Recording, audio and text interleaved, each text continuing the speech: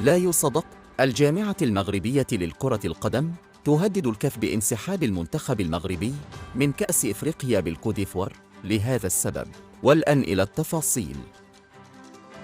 ولكن قبل أن نبدأ، لا تنسوا الاشتراك في القناة وتفعيل زر الجرس ولايك للفيديو لتتوصلوا بجديدنا دائما، وشكرا لكم. سيواجه المنتخب المغربي صعوبات كبيرة في ظروف الإقامة بمدينة سان بيدرو، المدينة التي سيخوض فيها مبارياته الثلاث في كأس إفريقيا 2023، وذلك بسبب عدم توفر المدينة على فنادق مصنفة.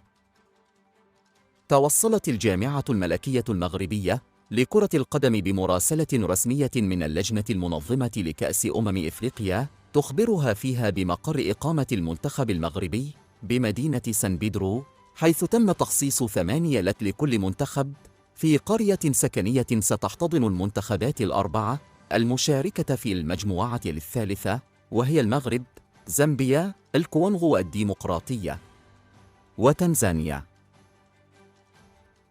كما يضيف البلاغ أن اللجنة المنظمة خصصت مناطق مشتركة للمنتخبات الأربعة، وهي مطعم، قاعة للاسترخاء، وصالة ألعاب. وسيتعين على كل منتخب مراسلة الكاف من أجل تحديد المدة الزمنية التي سيحتاج فيها هذه المرافق.